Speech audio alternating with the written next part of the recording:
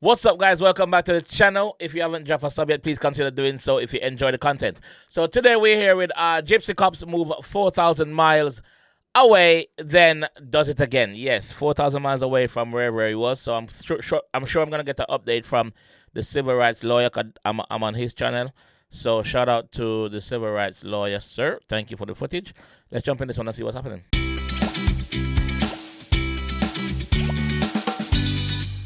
I hit ground first. Oh, okay. Like I brought him on top of me, like a suplex type. You're hitting the ground and he goes next. Yeah. Picture this. A police officer leaves the humid streets of Louisiana and lands in the icy, remote city of Juneau, Alaska, nearly 4,000 miles away. But just months into his new job, a routine call turns into a brutal moment caught on camera. Don't do that. What? Don't do that. Turn around. You're going to jail too. For what?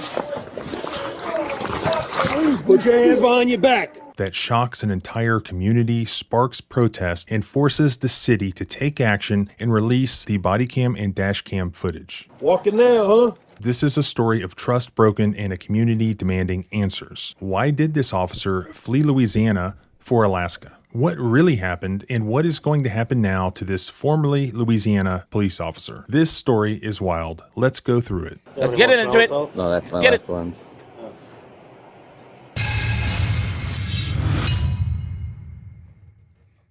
It's July 30th, 2025, just before 8 p.m. in Juneau, Alaska, outside the Douglas Public Library. The evening is calm until the police get a call about a disturbance. A 47-year-old woman, Marissa Didrikson, is causing a scene, throwing water in the face of a 52-year-old man who was sitting on a park bench, and she was hurling racial slurs, saying that he didn't belong in Juneau. One officer from the Juneau Police Department arrives. Hello. Officer Allen, Juneau Police. Just want to make sure you're all right. Someone said something. I'm all right. She just grabbed my things. That's her right there. Do you know who she is? That's her right there. Do you know I who don't she know is? who she is. That's her right there. I'll talk to her. I'll talk to her. He acts calm and professional. He interviews witnesses. He does his best to figure out what happened. Hello. Yeah, Officer Allen, what's going on tonight? I don't know. You just threw the water in my face. No. You grabbed my things and just smushed my food. I'll talk to her and I'll talk to you too. No. I think he's violent. I didn't do anything. No, I did not. People said that you were throwing things at people. No. What? She wasn't with you. You weren't here. Have you ever met him before? I just bought my food. Okay, so you bought food. You're Yeah. pointing to the gas station. And I put it here. Okay, you put it there, Okay. and then what happened? She came walking up. Okay. Across the street. She came walking over. Okay. And she walked over here and she sat down. Okay. My food was here. I was Right. smoking right here. Right. She came and she sat down right next to my Where food. your food was? Okay. Okay. I went to come retrieve my food because she started just talking to the air. Okay. I reached for my food. She grabbed my bag and told me, "Get off this, bitch. This is mine." Okay. She ripped my bag. Your grocery bag back here. Okay. Doesn't seem All like right. he's lying. And then she threw the water in my face. And Okay. was it a water bottle or a cup No, of it's water? the cup that she has Okay. right there. All right. That's The a cup soap. is quite scrunched up as well. And then what happened after that? Isn't that enough? Well, I still want to finish the story. So Okay. she threw the water in your face, and then what happened? Okay. We had to tussle for the bag. Okay. Your bag. Then she started insulting me. Okay. She walked away from me. I told her to get away from me. Okay. She got into the street. She's walking. That's when people that were going inside of Louis. Okay. There was a woman with a child here. She was telling the child, "Come here, come here." Okay. Okay. All right. And then a woman who was walking with dogs. She's the one who called the police, who Okay. described me as an African American male. Okay. Then the bus came and you came. The end. Do you want to press charges? Yeah. Oh yeah, yeah. She got to learn. Press charges. All of them. Hi, Miss. Are you the one who called us Yes, today? sir. I watched it from there, the corner. Can you tell me what you saw today? I heard the person in the gray sweatshirt with the white jeans, with the blue jeans, was screaming and yelling at this man who was sitting there. And then she was in the middle of the street, like that. That's what Okay. she was, and yelling. People from the bar also. Okay. Then she came at him from across and charged him. Okay. And I couldn't see what she threw, but she did something. And ultimately, he begins to arrest Didrikson for disorderly conduct. At this time, you're placed under arrest. So can you stand up for me, please? No. Yes. Stand up No. for me. You're under You're arrest. not gonna touch me. Yeah. Stop. You're under arrest. Ouch. Stand Ow. up. Stand up. Ow. Stand up. Stand up. Really? Stand up. Yeah. Really. She's handcuffed and led to a patrol car, but things are about to take a dramatic turn. Enter Brandon LeBlanc, a probationary police officer who had moved to Juneau, Alaska just last fall. LeBlanc, with 17 years of law enforcement experience, isn't the lead officer on this call. He arrives about 11 minutes after his colleague. As Didrikson is being arrested, her male companion, a 49-year-old local man named Christopher Williams Jr., steps in. He's upset. He's following the officers and complaining about Didrikson's arrest. No more. Hey, you need to knock it off. No, sir. You see this? Yeah. Didrikson sort of eggs him on, yelling for Williams to, quote, take care of the man that she was previously harassing. Take care of him. Can you stand up? Take care of him Take care of him. in front of the police. Tensions rise, and LeBlanc then steps in and sort of takes charge of Williams. LeBlanc confronts Williams, ordering him to walk away. Take care of him. Take care of him. Go before you go to jail, too. When Williams doesn't comply and then approaches him in what LeBlanc called an aggressive manner, LeBlanc tells him to put his hands behind his back. Wait, don't do that. Don't do that. Turn around. You're going to jail, too. Put your hands behind your back. And what happens next is caught on both a bystander's cell phone and also police body cams and dash cams. Mind you. LeBlanc grabs Williams, pins him against a patrol car. I'm not going to tell you. Mind you, this officer is way bigger than this guy that is trying to put his hand behind his back. So let's see how he literally handled this, cause I don't know. Again, you about to get slammed. Put your hands behind your back. About to get slammed. Put your Don't need to hands slam behind him. your back right now. And then, in a sudden move, drops down and flips Williams over his head in what LeBlanc later calls a suplex-type maneuver, On the fucking concrete. He has his hands at his side locked, so he can't put his hand down to cushion the blow. That's going straight on his head. Williams over his head Wow. in what LeBlanc later calls a suplex-type maneuver, slamming Williams onto the concrete sidewalk headfirst. Wow. Oh! Walking now, huh? What I told you. He's not moving. 231 out of vehicle, please. Roll on side. He's not moving. Go ahead. Lima, Papa Alpha. He's knocked out. Alphabetical. You can actually hear the thud of Williams's head hitting the pavement. He's knocked out. Williams just lies there, motionless, Yeah. unconscious. He's fucking knocked out. Medical for one unconscious, hit the ground. What's wrong with these steroids fucking taking cops, man? What's wrong with them, man? And that's how he would remain throughout the end of the video footage. This is a clear-cut Fourth Amendment violation because it was a use of excessive force. I take no issue with the officer arresting Mr. Williams. Yeah, there's no issue I there. agree that he was But non-compliant, and I also agree that he did take an aggressive stance towards the officer and instead approached him like that rather than walking away as he was directed. The problem came when he decided to, in his own words, suplex this guy, grabbing him, bending over Why are you backwards, suplexing him, bro? and slamming the guy's head into the concrete, a substantial use of force that could seriously injure or kill somebody. That's the sort of injury that can change somebody's life forever. Yeah. And for what? Courts evaluate excessive force looking at the Graham factors. One, severity of the crime at issue. Secondly, whether or not there was any immediate safety threat. And third, whether the suspect was actively resisting arrest or attempting to evade. This comes down to the fact that it was a trivial matter, and while the guy did offer some level of resistance, there was no serious immediate safety threat that required such a violent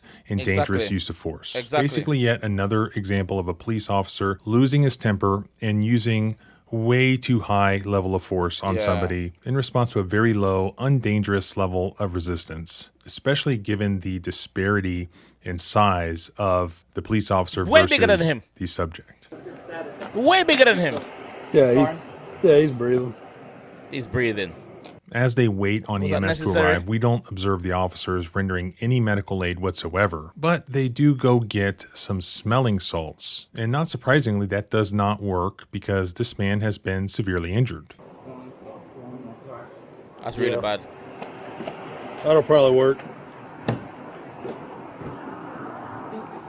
You shouldn't have to do that, man. You shouldn't have to do that. You shouldn't have to suplex him like that on the concrete floor, man. Thank you. Jeez. You could have killed the guy. They're gonna take him in. So what's that?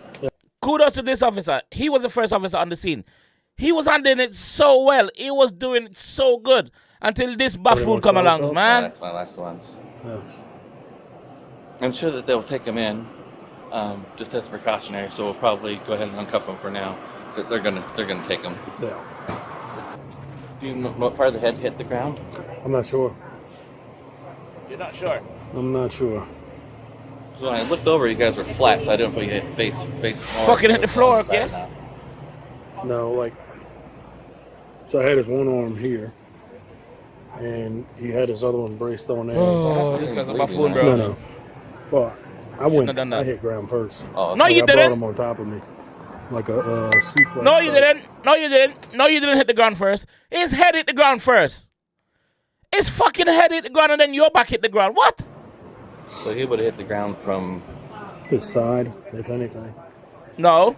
But you went down. You're hitting the ground, and he goes next. Yeah. All right, let's go to the hospital. So unnecessary. Well, you got a pretty good head wound now, so we're gonna have to check that out. Okay? Can I help? Yeah, he's can I gonna help be you in up and custody, so lay I'll on the follow bed? you. He's gonna be in custody, so I'll follow you. Williams is eventually rushed to the Bartlett Regional Hospital in Juneau, but his injuries are so severe, a fractured collarbone, a dislocated shoulder and thumb, and serious head trauma with bruising and open wounds, that he's medevaced to Anchorage, Alaska, and then eventually to Seattle for emergency medical treatment. Wow. Doctors even had to drill into his skull to relieve pressure from the bleeding. The community was stunned, and the video that was posted online by a witness went viral, igniting outrage around Juneau. By August 1st, the Juneau went viral, igniting. I'm gonna look for this TikTok account to see if I can. What's this? Is this on Facebook or TikTok? What's this? This look like. Let me try TikTok to see if I can find that person. So, and Bailey. Okay, I found it. I think I found it. Yo, that's crazy, bro. I don't seem to see the footage on their page. Videos. That is fucking crazy, bro. Really crazy. Oh man. I don't seem to see that footage on the page. Yeah.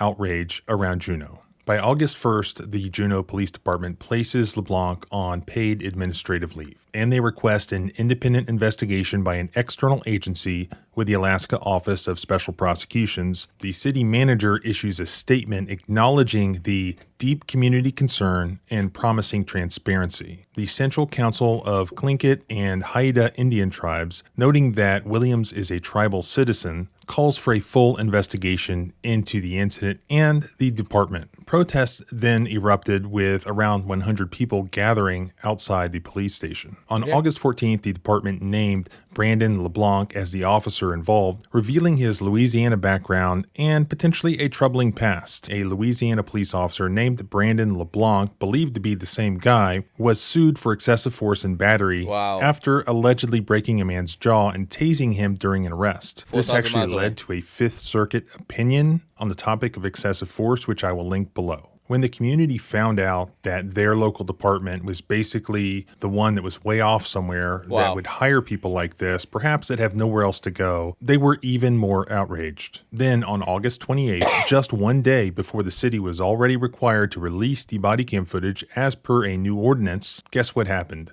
Brandon LeBlanc resigned. The footage, released on August 29th, confirmed the brutal scene from multiple angles, showing LeBlanc's actions and the devastating physical impact that occurred on Williams. Chief Derek. He was told to resign. It's either resign or get fired. You better resign. Boss of the Juneau Police Department admits that the incident was not consistent with department policy or values, and the city announced plans for cultural sensitivity training and community dialogue with the Tlingit and Haida tribes. So why did Brandon LeBlanc leave Louisiana for Juneau, Alaska, of all places? Yeah, well, we why? don't have a clear answer, as neither LeBlanc nor the Juneau Police Department has publicly explained the relocation. Some speculate that it was a fresh start after his excessive force lawsuit in Louisiana, which may have left basically a black mark on his career. Juneau, a small, isolated capital city with a tight-knit community, might have seemed like a quieter gig for this 17-year veteran law enforcement officer. So as of now, September 3rd of 2025, LeBlanc is no longer with the Juneau Police Department, having resigned before the independent investigation concluded. That investigation is still ongoing, and the Alaska Office of Special Prosecutions will determine if his use of force was justified or if charges are warranted. Williams is still recovering in Anchorage and faces a long road of rehabilitation. His family says that he's not quite out of the woods yet, and they plan a lawsuit against the department. And meanwhile, the city is grappling with a broader review of policing practices, with the chief vowing to rebuild trust with the community through transparency, training, and community engagement. So what do you think? Was LeBlanc's resignation enough, or should more have been done? Should the city of Juneau be hiring police officers from Louisiana with a checkered past? And when police officers want to move from places like Louisiana, shouldn't they look a little more closely and vet those individuals? Yep. Let me know in a comment below. And remember, the more that this footage continues to go viral, the more of a spotlight is placed on the government officials involved, and the more likely it is, in my opinion, that there's going to be any accountability in regards to this officer at all. If nothing is done, he pops up down the road somewhere else, just like the last video that I did. If I hear anything else, I will do an update, and you can follow along by subscribing both here and at the blog at thecivilrightslawyer.com. Okay, thank you, civil rights lawyer. Thank you for the footage. That officer should be fired. That officer should, well, not fired because he's resigned because he was told to, but he should face criminal charges. Definitely should face criminal charges.